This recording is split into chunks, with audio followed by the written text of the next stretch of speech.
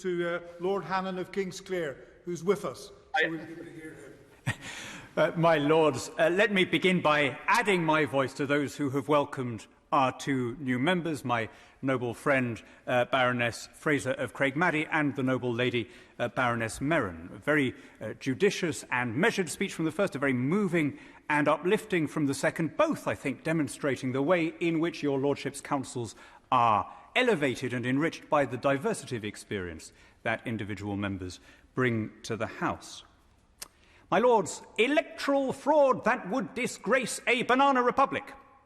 Those were the words used by a judge describing some industrialised postal vote fraud in Birmingham in 2005. And the phrase stuck with me because I have what perhaps is a slightly unusual distinction of having served as an election observer in two actual, literal banana republics, in the sense of being republics dependent on the banana crop, Nicaragua and Ecuador. And what we saw in Birmingham would have been completely impossible in both of those places, because in common with most Latin American countries, they have a form of photo ID, it's known as a cédula. When you apply to register to vote, you get a little card. It's no different from registering to vote here, except that you have a form of identification. Now, my Lords, these are countries which are beset by illiteracy, where there are remote villages that are cut off, which don't have electricity, don't have clear supply of drinking water, and yet they do not find that requiring a measure of identification is a vote suppressor. So please, let's not make the inaccurate and insulting insinuation that people would somehow be unable to vote in Great Britain as they do in Northern Ireland. Of course, the tightening of rules on electoral fraud go well beyond personation. That's been the issue picked up by noble lords in this House, understandably. But there are many, I think, more significant measures in the bill that will come before us, dealing with the harvesting of postal votes, the harvesting of proxy votes, and not least intimidation of voters and of candidates. And I hope that at least on those issues there will be a measure of unity on all sides here, because there's no question there of any real flesh and blood person being prevented from voting. The only people who would be prevented from voting exist only virtually, or as ghosts, as theories, not as real human beings.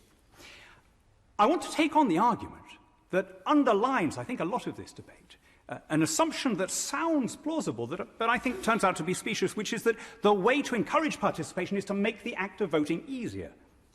Now, that sounds reasonable enough, but in fact, the proposition was tested under the Blair government. There were all sorts of experiments with e-voting and text voting and ballot boxes in supermarkets. None of it served to increase turnout. Could it be, my lords, that we in fact want a little bit of ceremoniousness so that people take the act of voting more seriously?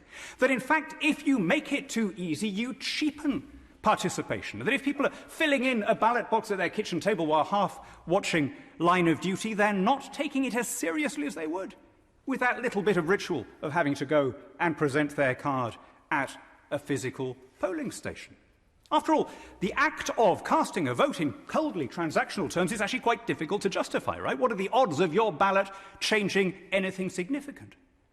It needs to stand as a form of civic obligation.